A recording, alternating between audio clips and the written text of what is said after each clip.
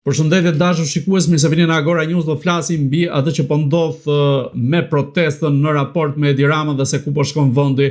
Për të folur për këtë çështje ne kemi të ftuar zotin Kastriot Çipi. Zoti Çipi, përshëndetje. Përshëndetje. Zoti Çipi, si e shikoni protestën e cila ka kaluar mbi një muaj tashmë dhe se çfarë po ndodh me vetë këtë protestë, por edhe në raport me Edi Ramën dhe sepse ky i fundit po ngul këmbë dhe nuk jep dorëheqjen ashtu siç është një nga pikat kryesore të protestës. Unë kam thënë ditën e parë të kësaj proteste që Edi Rama nuk do të rrëzohet vetëm nga protestat. Vetëm nga protestat rrëzohen kryeministra që kanë ardhur në pushtet me zgjedhje të lira dhe të ndershme dhe që detyrohen të japin dorëheqjen për shkak të presionit nga brenda partisë tyre, sepse partia, deputetët, antarët e saj nuk dëshirojnë një humbje katastrofike në zgjedhjet pasuese. Në këto raste, deputetët i ushtrojnë presion kryeministrit, kryeministri jep dorëheqjen, mundësisht përpiqen për të shmangur zgjedhjet e parakohshme, duke bërë një riformatim të qeverisë me një kryeministër tjetër. Dhe kjo bëhet jo për të dëgjuar zërin e qytetarëve, por për të mbrojtur interesin e partisë. Rasti më i freskët që keni është dorëheqja e Keir Starmer në Britani, që nuk ka ardhur si pasojë e protestave, por ka ardhur si pasojë e pakënaqësisë në rritje të popullatës, e cila reflektohet në presion ndaj deputetëve, sepse deputetët vinë me zgjedhje në sistem majoritar të pastër. Dhe secili prej tyre bën llogaritë e veta. Nëse vazhdon Keir Starmer, unë s'jam më deputet apo antar i Dhomës Lordëve pas zgjedhjeve të ardhshme, kështu që unë i bëj presion kryeministrit tim që të tërhiqet. Në Shqipëri kjo nuk mund të ndodhë, sepse ne e dim, ose të paktën kështu besoj unë, nuk e di për ju, që Rama nuk ka ardhur në pushtet me zgjedhje të lira dhe të ndershme.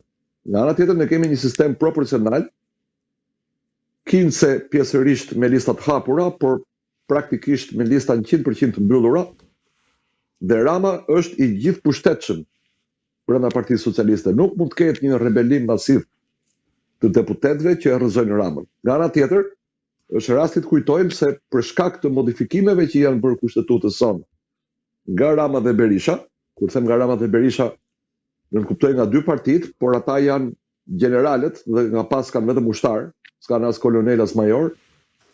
Pra këta dy general e kanë modifikuar kushtetutën në mënyrë të tillë që edhe nëse rrëzon me votë besim kryeministrin në detyrë, kryeministri mbetet në detyrë, de facto kryeministër, megjithëse është rrëzuar me votë besim, deri në momentin që zgjidhet një kryeministër i ri. Që do të thotë edhe nëse 15 apo 16 deputet të Partisë Socialiste i tërheqin mbështetjen e Ramës, pra në një rast votë besimit kërkuar nga opozita votojnë kundër tij, Rama do të mbetet kryeministër për sa kohë një kandidat tjetër nuk ka 71 vota në kuvend. Thënë këtë, unë nuk mendoj që Rama është i pamposhtur, nuk mendoj që është Zeusi, por vazhdoj të besoj se nuk do të rrëzohet vetëm nga protesta. Nëse protesta kalon në mosbindje civile, atëherë po, gjasat janë që Rama të bjerë. Në këtë rast, protesta ka filluar të përshkallëzohet, të paktën siç e kemi parë ditën e hënë, por ditën e sotme përpara kuvendit ka pasur përplasje me policinë. A mjafton ky përshkallëzim apo duhet shkohet në një mosbindje civile siç u shprehet edhe ju? Jo, nuk mjafton acarimi me policinë, madje acarimi me policinë nuk ndihmon. Në rast acarimi me policinë, Rama do të përdor gazin lotësiellës, do të përdor gjitha mjetet e dhunës që ka në dorë. E kemi parë këtë i përdor me bujari të skajshme ndaj opozitës. Kujtojmë që kjo qeveri e ka nisur përdorimin e granatave me gaz lotësiellës brenda banesave, kur u shemën shtëpitë tek stacioni i trenit në Tiranë, përpara orës 6 të mëngjesit, kundër çdo lloj kodi të procedurës penale. Pra kjo qeveri ka treguar që nuk e ka për gjë të helmojë shqiptarët me gaz, dhe qytetari me duar bosh dhe i zhveshur në kuptimin e masave mbrojtëse, e ka të pamundur të luftoj ndaj bombave të gazit të lotësiellës. Do të ketë thjesht më tepër dhunë më tepër acarim, ndoshta edhe shkatrim dhe akte vandalizmi, po unë prapë nuk besoj se Rama bie në këtë formë. Shikoni, në 14 shtator 1998 ka pasur një rebelim shumë më ashpër. E megjithatë, qeveria nuk u rrëzua. Qeveria pati mbështetje ndërkombëtare, pati mbështetje edhe nga një pjesë e konsiderueshme e opinionit publik shqiptar. U doq kryeministria, po kryeministri u kthye në detyrë pas 24 orësh. Ajo që e falimenton qeverinë është presioni mbi çdo socialist, duke filluar sigurisht nga grupi parlamentar, që secili të reagojë ndaj revoltës popullore, duke kaluar tek drejtorët e drejtorive dhe të institucioneve. Nga ana tjetër, do duhet që t'i ofrohet një perspektivë e qartë, më e mirë, jo vetëm atyre që bëjnë sot opozitën, po dhe atyre që për një arsye ose për një tjetër kanë votuar për Partinë Socialiste. Mosbindja civile, mos pagimi i faturave,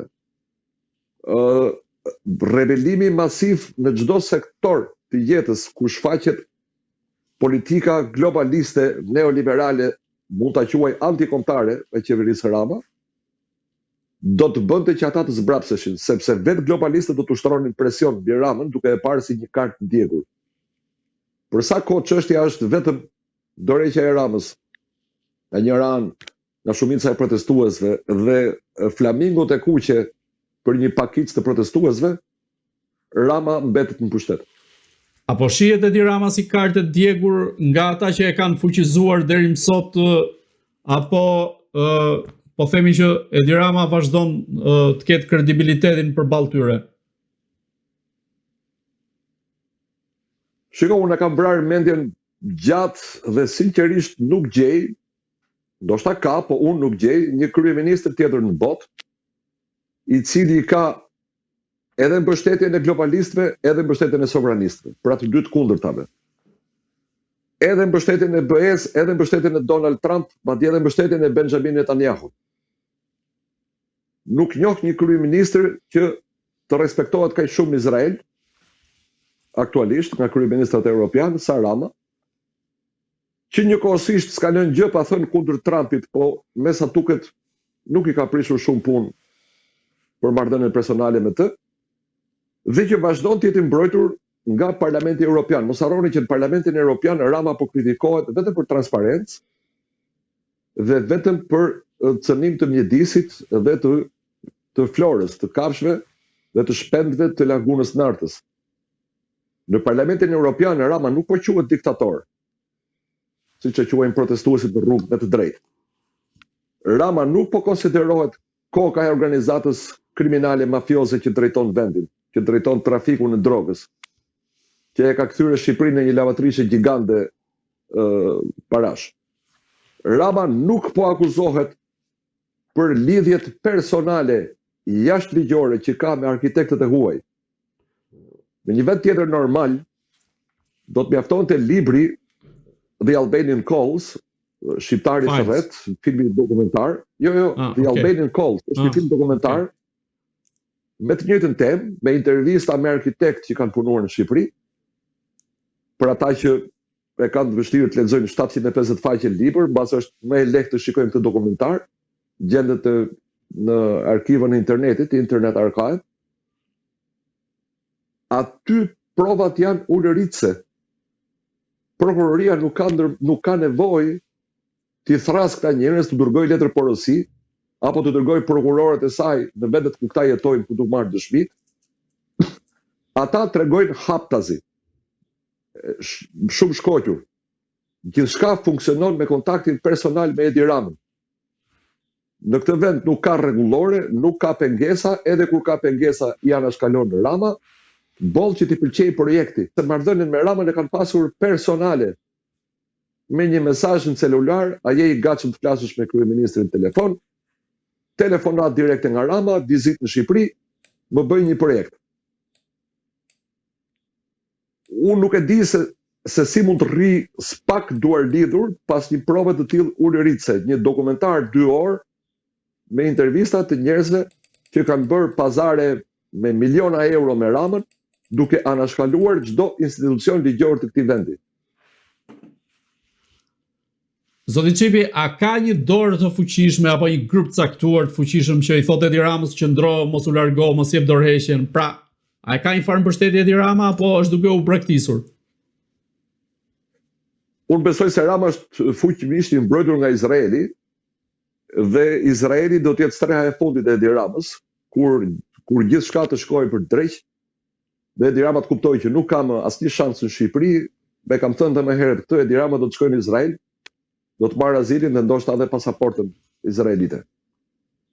Në kushtet kur Izraeli është gjithmonë më i braktisur në arenën ndërkombëtare, gjithmonë më i kërcënuar me mandata arreste, me shpallje persona shkyç non grata në vende përkatëse europiane, Rama është ai që shkon dhe ban fjalime në Knesset, që mirëpret presidentin e Izraelit, që zgjeron marrëveshjet ekonomike, tregtare dhe ushtarake dhe në fushën e sigurisë.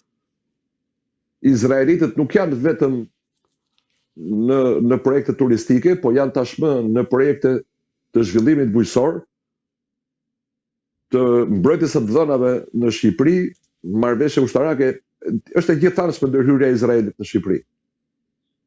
Dhe pikërisht kur ky shtet është shpallur shtet gjenocidal nga gjykata, nga opinioni ndërkombëtar, nga shumë qeveri europiane, Rama është mbrojtësi i tyre më i madh. Po çfarë interesi ka Edi Rama në këtë rast? Edi Rama është tregtar flamujsh. Edi Rama do të bëhej me këtë do, edhe me djallin për të mbajtur pushtetin. Edi Rama nuk ka kur farë dhimbësurie për këtë vend, kur farë dhimbësurie dhe empatie për shqiptarët. Nëse do ta kishte në dorë, Edi Rama do ta kishte zbrazur këtë vend 100% nga shqiptarët, do ta kishte ndarë në parcela dhe do t'ua kishte dhënë të huajve në shkëmbim të marrëveshjes që ai të mbetej një lloj guvernatori, një lloj i deleguari me pushtet në Shqipëri. Madje njëri nga arkitektët ironizonte ose bënte sarkazm apo e kishte seriozisht kjo, nuk dihet tashmë, ku i kërkonte që ai të bëjë mbret në mënyrë që arkitektët të vijonin të shpalosnin projektet e tyre. Po është e vërtetë dhe ka sens. Sepse në këtë dokumentarin që unë citova, Albanian Calls, ata tregojnë se si është bërë e vështirë për ta thonë madje gati edhe e pamundur të ndërtosh në Bashkimin Evropian, për shkak se ka shumë rregullore, shumë kushte. Duke filluar me kushtet financiare, me impaktin mjedisor, me respektimin e kontekstit urban. Në Europë ti nuk mund të ndërtosh ç'të duash, ku të duash. Do të ndërtosh duke respektuar mjedisin përreth, pra kontekstin urban, ndërtimet që janë aty, do respektosh historinë. Shkoni Bjarke Ingels, merrni Bjarke Ingelsin për shembull, personin që i shërbeu Edi Ramës si mburoj në rastin e narrativës rreme për shembjen e teatrit kombëtar. Bjarke Ingels praktikisht i ka dhënë fytyrën e vet me qira Edi Ramës. Projekti që u shit si i Bjarke Ingelsit nuk është i Bjarke Ingelsit. Është një projekt i vjedhur nga një konkurs për operën e Busanit në Korenë e Jugut. Në atë konkurs, ky projekt i një studioje e Ukrainës e të quajtur Forma ka fituar vendin e tretë, pra nuk është zbatuar ky projekt. E kanë vjedhur, e kanë modifikuar, e kanë ngjeshur, sepse do duhet ishte shumë më i vogël teatri shqiptar se sa ishte projekti për operën e Busanit. Dhe sot, nëse hapen letrat për ata që kanë dorëzuar projektin e ndërtimit tek firma e ndërtimit, arkitekt na rezulton që të jetë Paqësor Kajmaku, jo Bjarke Ingels. Ama Bjarke Ingels nuk është përgjigjur kurrë kërkesave të mediave dhe tonave si Aleancë për Teatrin për të dhënë sqarime për këtë projekt. Pse e ka bërë këtë gjë? E ka bërë në këmbim të mbështetjes së Ramës për të ndërtuar prapa teatrit kombëtar, ato kullat që po ndërtohen. Bjarke Ingels e thot cop që në Danimark, në një nga dalet e vetës, se ka ardhur 3-4 herë në Shqipëri, thot në Danimark nuk mund të ndërtosh askund më shumë se 10 kate. Në asnjë skaj të Kopenhagenit apo të gjithë Danimarkës nuk lejohet ndërtimi mbi 10 kate. këtu në Shqipëri mund ta bësh. Takon me Edi Ramën, pi kafe apo pi whisky, apo verë 32.000 euro, dhe bën ç'të duash. Në këtë sens, arkitektët janë të dëshiruar për diktator, për autokrat, sepse me ta zgjidhet lehtë puna. Albert Speer, arkitekti i Hitlerit, sigurisht ishte i kënaqur me sistemin. Ai duhet të binte vetëm Hitlerin, që projektet e tij ishin interesante. Nuk kishte nevojë të binte njëri tjetër. Nuk kishte nevojë të merrte në konsiderat kontekstin urban, historinë e një qyteti apo të një lagje të caktuar. Më pëlqen të bëj këtë bulevard, do ta bëj. Më pëlqen të bëj këtë sallë kongresesh, do ta bëj. Bolti pëlqej Adolfit. Adolfit i pëlqente, fillonte puna. Në këtë kuptim, më lejoni mungesën e modestisë, kam pasur të drejtë në 2018, kur në një artikull e kam quajtur Bjarke Ingelsin vrasës me pagesë të Edi Ramës. Zoti Çipi, si e komentoni deklaratën e kryeministit Edi Rama, i cili u distancua në një farë mënyrë nga libri Albanian Files, duke thënë që nuk ishte ai autori, ndërkohë që po të shikojmë në libër, Edi Rama përfshihet pothuajse drejt për drejt, duke qenë se dhe një arkitekt nga Kili ishte komunikuar direkt përmes telefonit nga ana e Edi Ramës për të vizituar Shqipërinë në mënyrë që të shpaloste projektin e tij mbi ndërtimin e një kulle. Shikoj, Edi Rama nuk është autori, Edi Rama është shkaku për cilin është shkruar ai libër dhe për cilin është bërë të dokumentari. Sigurisht nuk e ka shkruar Rama, po ç'do të thotë kjo? Ata njerëz dëshmojnë marrëdhënien e tyre personale me Ramën. Dhe fakti që ata flasin kaq hapur, asnjëri prej tyre nuk i fsheh komunikimet private, nuk i fsheh kërkesat specifike që i ka bërë Rama, tregon që ata e kanë perceptuar Shqipërinë kështu, si një diktaturë ku diktatori mund të bëjë ç'të dojë dhe nuk ti s'ke nevojë të vruhesh, sepse ti ke me vete diktatorin. Kur ke me vete diktatorin, ti je i paprekur. Bjarke Ingels, për aferën e tij me fusha SHPK dhe Edi Ramën, do duhet ishte thirrur me kohë nga prokuroria shqiptare për të dhënë sqarime. Nuk është thirrur dhe me ç'diu nuk është në listën e personave që mund të pyeten. Afera e teatrit kombëtar u mbyll, teatri ndërkombëtar po ndërtohet, ai i riu ukraino-koreani. Kështu që libri është dëshmi, unë thash nuk ka nevojë më për hetim. Spak, se provat i ka. Këtu nuk bëhet fjalë vetëm për thashethene, nuk bëhet fjalë vetëm për muhabete hipotetike të një individi me një tjetër, bëhet fjalë për projekte që janë realizuar. Bëhet fjalë që projekte që janë në zbatim e sipër dhe projekte për të cilat, për t'i çuar drejt zbatimit, janë ndryshuar ligjet e këtij vendi. Shiko, argumenti më i thjeshtë është ky. Nëse unë them që takova Edi Ramën dhe më tha bëj një ndërtim në formë sfere, dhe unë bora hartën e Shqipërisë dhe thash po e bëj në zonën e mbrojtur të lagunës së Karavastas. Ja tregova Edit, Edit i pëlqeu, është zonë e mbrojtur, tha po mund ta zgjidhin. Dhe pastaj ndryshohet ligji dhe lejohet ndërtimi në atë zonë. Ky është definicioni i klientelizmit. Nuk ka nevojë të hetosh më gjatë. Kjo është oligarkia, kur ligjet ndryshohen dhe qepen sipas interesave të individëve, të një grupi të vogël individësh. Dhe në mos harro detajin tjetër që në libër dhe në dokumentar këta njerëz tregojnë që është Edi Rama që i gjen klientët.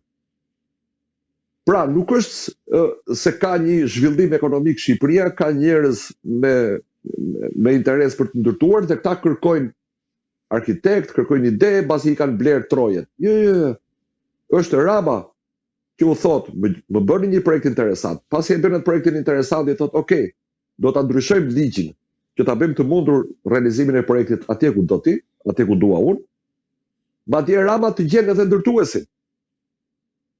E thonë arkitektit këtë gjë. Ti mendon se fusha SHPK kishte lidhje direkte me Bjarke Ingels? Po jo, fare. Është Rama që i ka mbledhëruar, i ka martuar të dy.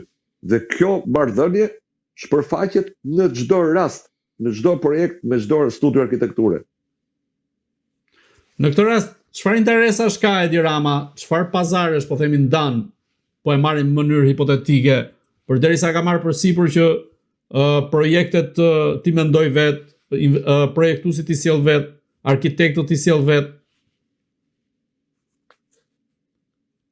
Si çdo diktator, Edi Rama kërkon të rimodelojë Shqipërinë sipas vizionit vet personal.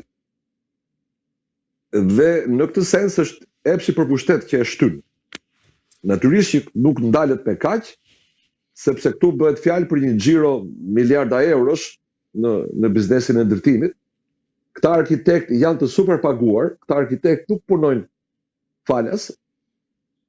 Dhe në lidhje të tilla të drejtë për drejta, prokuroria ka shumë vështirë të gjejë se ku kanë lëvizur parat. Do duheshin hetimet zgjeruara dhe bashkëpunim me prokurori të huaja për gjetur se sa nga këto para që kanë qarkulluar në hartim projektesh dhe leje ndërtimi kanë shkuar në formë tangente tek Edi Rama. Njëri nga arkitektët thoshte në dokumentar që kjo është një zgjidhje shumë inteligjente e Edi Ramës, sepse Edi Rama po sjell para. Duke bërë projekte arkitektonore, ka influks parash në ekonominë shqiptare. Por natyrisht që arkitekti nuk bëje vonë të mendonte se nga vijnë këto para. Dhe këtu pastaj hyn në lojë dyshimi i fortë se këto para vijnë nga trafiqet paligjshme, nga trafiku i drogës, dhe ndërtimtaria është thjesht mënyra më e mirë për t'i pastruar parat. Shqipëria në këtë rast nuk është një risi, këto e ka bërë mafia italiane gati një shekull rresht. Shqiptarët thjesht kanë imituar formulën italiane.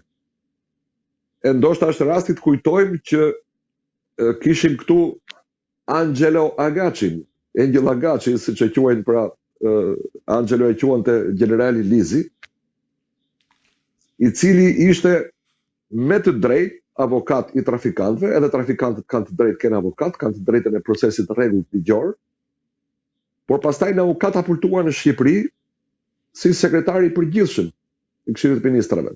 Të tani nuk dihet ku është. Dhe është ky Angel Agaci që njihte generali Lizi. Generali Lizi ishte, besoj ju kujtohet, komandanti i Interpolit për Shqipërinë, njeriu që duhet të raportonte lëvizjet e trafikantëve të mëdhenj në vendet ku kërkoheshin dhe të çonte drejt arrestimit të tyre. Pastaj ky generali Lizi na rezulton se ka përfituar dhuratë me Artur Shehu, disa mijëra metra katror në Bregdet, dhuratë ECG-je sepse kjo dashuri e madhe e Artur Shehut për general Lizin. Dhe sigurisht që general Lizi mbetet mik me Edi Ramën dhe me Angel Agacin, edhe me Artur Shehun, dhe nuk merret më me trafikantët që duhet të shpallen në kërkime, duhet arrestohen.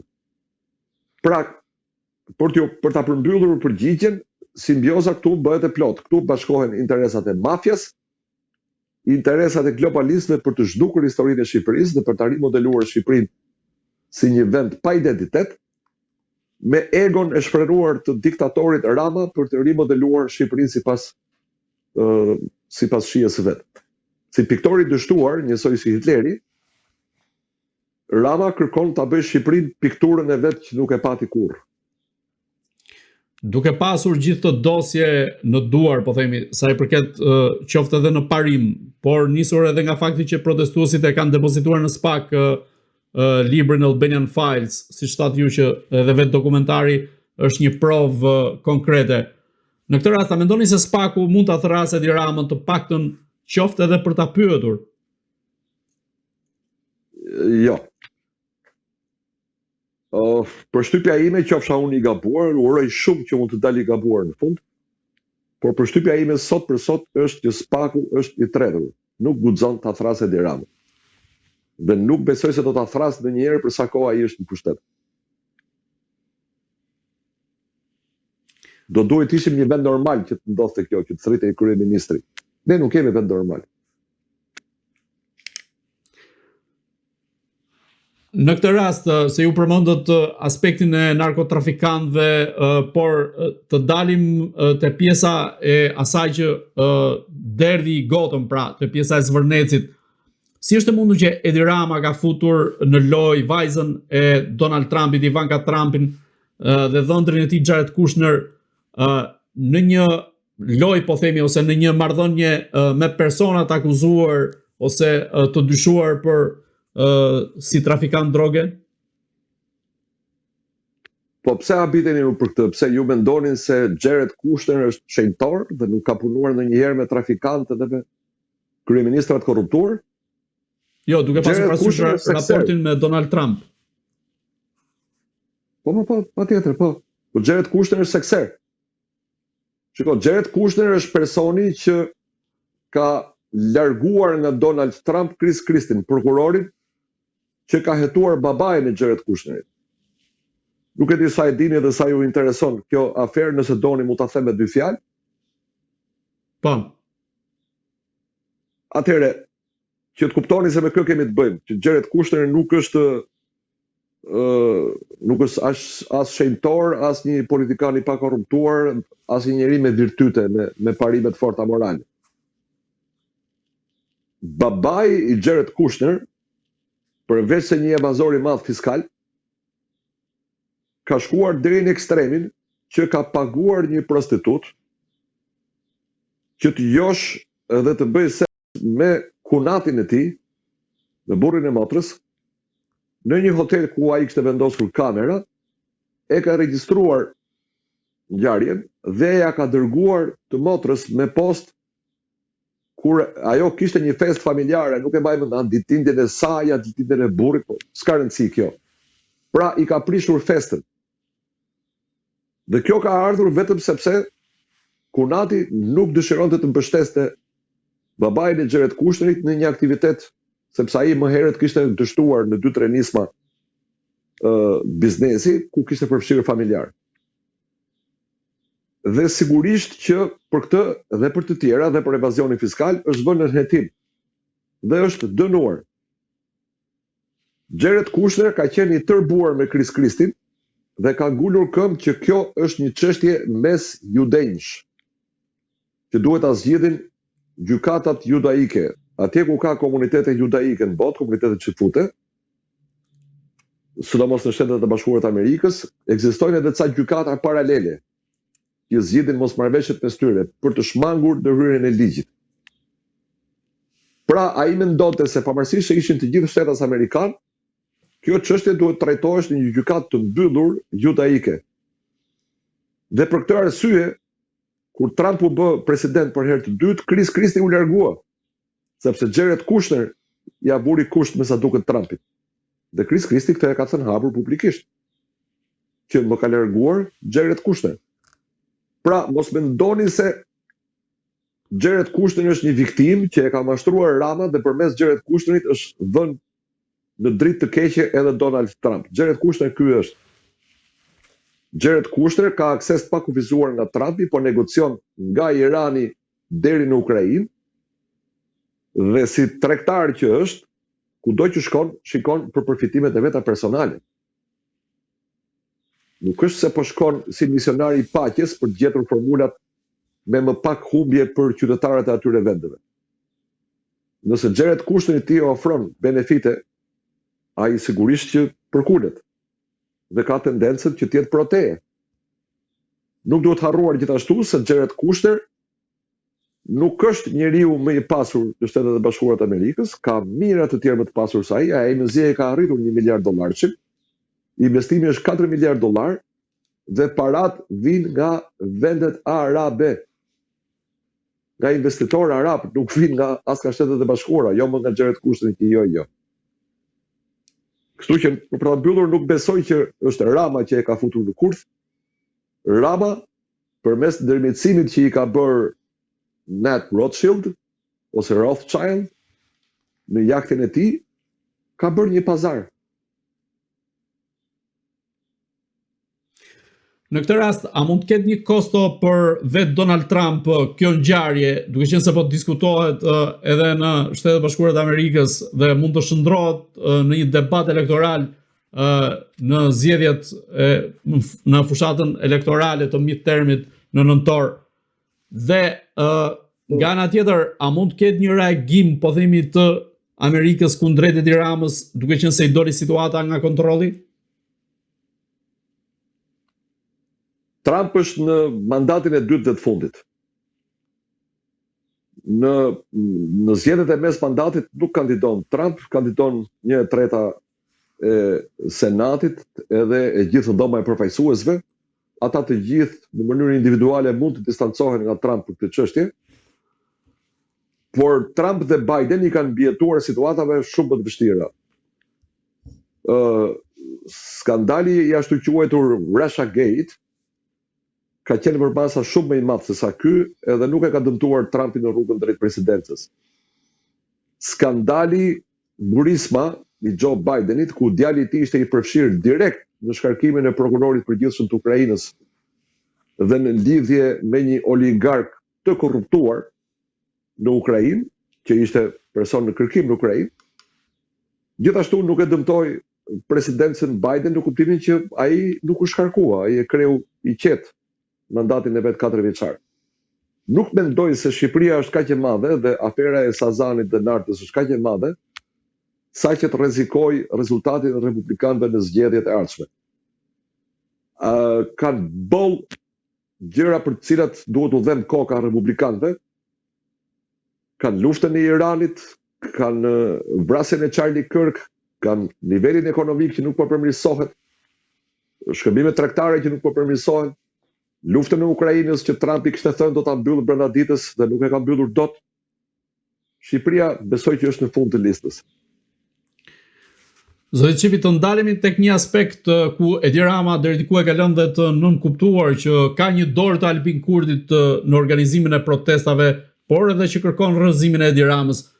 Ju si mendoni, a është Albin Kurti ajo figurë politike që mund ta fundosë Edi Ramën dhe mund ta çojë drejt rrëzimit? Shkurti jo.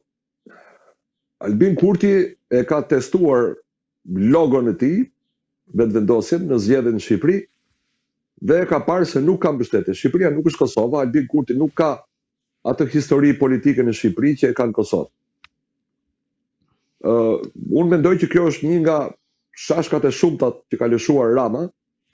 Rama përmes gojës vet apo përmes gojëve që i ka me qera, që nga Karamuço e Ben Meçe deri te Tauland Balla e të tjerë, kanë akuzuar Iranin, kanë akuzuar Greqinë, për Greqinë ka folur madje edhe Ali Ahmeti, kanë akuzuar Serbinë, kanë akuzuar Rusinë, dhe tani do të akuzojnë sigurisht edhe Albin Kurtin, nesër do të akuzojnë edhe, nuk e di, në një parti italiane, apo zvicerane, apo skandinave, po e gjitha kjo nuk e mbulon dot të vërtetën. Njerëzit janë të lodhur, njerëzit janë të irrituar sa s'ka më, njerëzit tanë boll është boll. Dhe pika kur thanë boll është boll, është kur panë një qytetar të zvarrisej, të tërhiqej zvarr pra nga polici private të veshur si kriminal në pranitë policisë shtetërore që bënte sikur nuk ishte aty.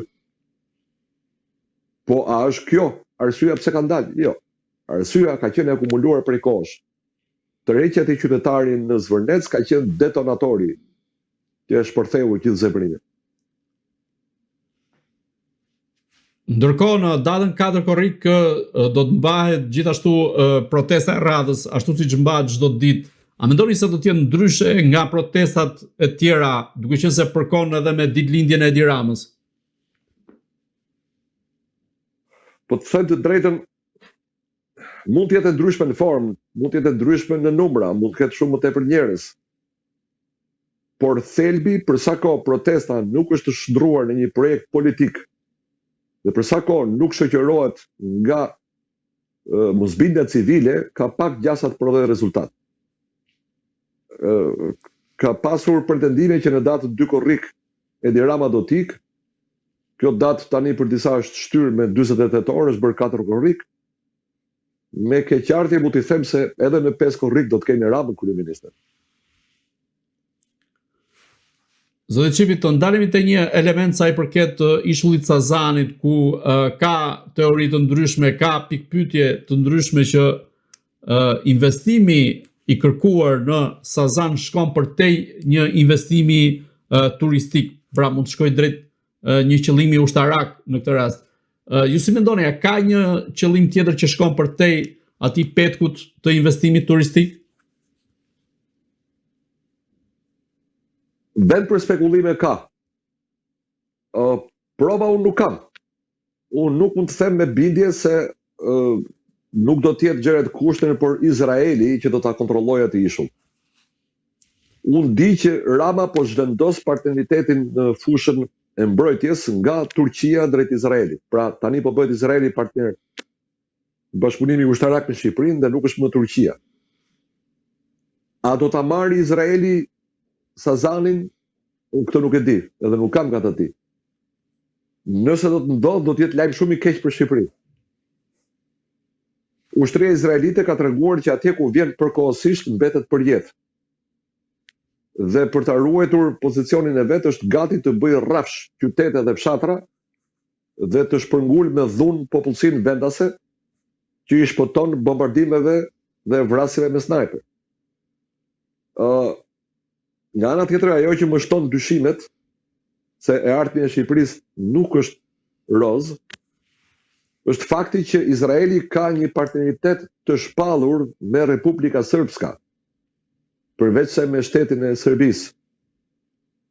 Dhe kur kemi parasysh statusin e pasgjidhur të Bosnjës, problemin ende të pasgjidhur të territoreve midis Shqipërisë dhe Serbisë, dhe këtu kanë parasysh Mitrovicën e Veriut dhe 3 krahinat shqiptare në lindje, Preshev, Medvegjë dhe Bujanot.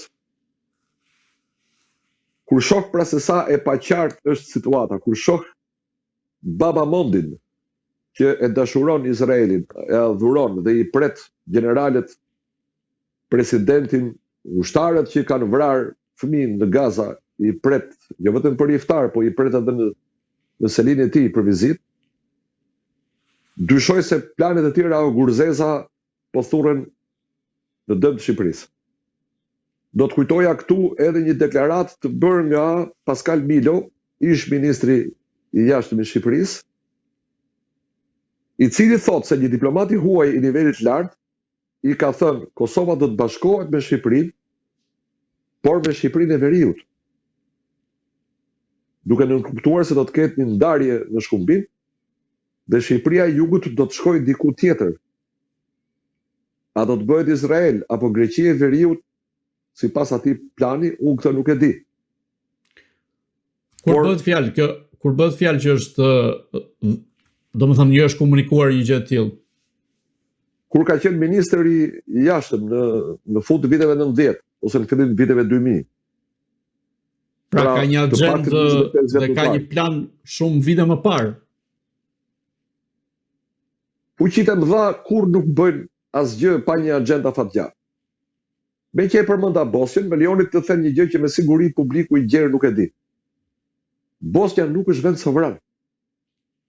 Në Bosnjë është ndaluar gjenocidi me ndërhyrje ushtarake dhe pastaj me tryezë bisedimesh, me negociata në vitin 95, por Bosnja sot është një koloni e OKB-s. Sepse ka një guvernator të caktuar nga OKB-ja, që e quajmë komisioner i lartë, i cili ka të drejtën të shfuqizojë çdo ligj që miraton parlamenti i Bosnjë-Hercegovinës dhe çdo vendim të qeverisë. Në qoftë se një individ ka të drejtë të rrëzojë një ligj, këtu nuk kemi të bëjmë me republikë, kemi të bëjmë me monarki ose me koloni. Tani u shtoi pyetjen, kujt i intereson status quo-ja prej 30 vjetësh në Bosnjë?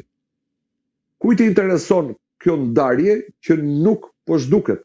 Pra ndarja midis bosnjakëve, serbëve, se nuk duhet i quaj musliman, duhet i quaj bosnjak, bosnjakëve, serbëve dhe kroatëve.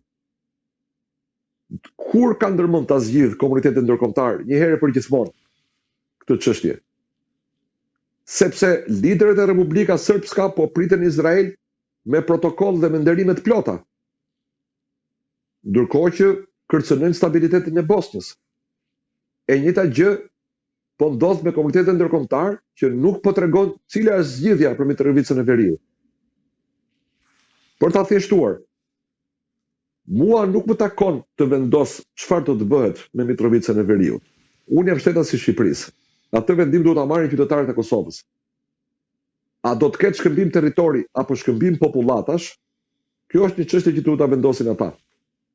Por dikur këto mosmarrëveshje duhet të mbarojnë, nuk mund të vazhdojnë me shekuj. Po ashtu në Bosnjë, o do ketë një formulë paqeje që i përfshin të gjithë palët, po një republikë funksionale, jo një koloni me një komisioner të dërguar nga OKB-ja, ose Bosnja do të ndahet. Se unë zgjidhje tjetër nuk shoh. Sa më shpejt këto dy vende, Kosova, Bosnja, po pse jo dhe Shqipëria, edhe Maqedonia, se dhe ajo ka problemet e veta, të adoptojnë modelin zviceran të bashkëtesës, me një kushtetutë demokratike, që u siguron paqe, prosperitet dhe miqësi, vllazëri po të doni, etnive të ndryshme, grupeve etnike që flasin gjuhë të ndryshme. Në Zvicër kemi 4 gjuhë zyrtare. Në qoftë se nuk arrihet pra në një formulë të tillë që do të bëjë të plot integrimin e qytetarëve të këtyre shteteve brenda shteteve, të gjitha këto shtete janë kandidate për të shpërthyer. Janë mina me sahat për të cilin dikush që ne nuk kemi fort informacion ka telekomandën. Këto mina duhen deaktivizuar. Zoti Çipi, unë ju falenderoj që ishit në Agora News. Edhe unë ju falenderoj për ftesën dhe ju uroj suksese portalit tuaj. Të dashur shikues, bashkë do shihemi në intervista të tjera, por mos harroni të bëni subscribe në kanalin tonë në YouTube.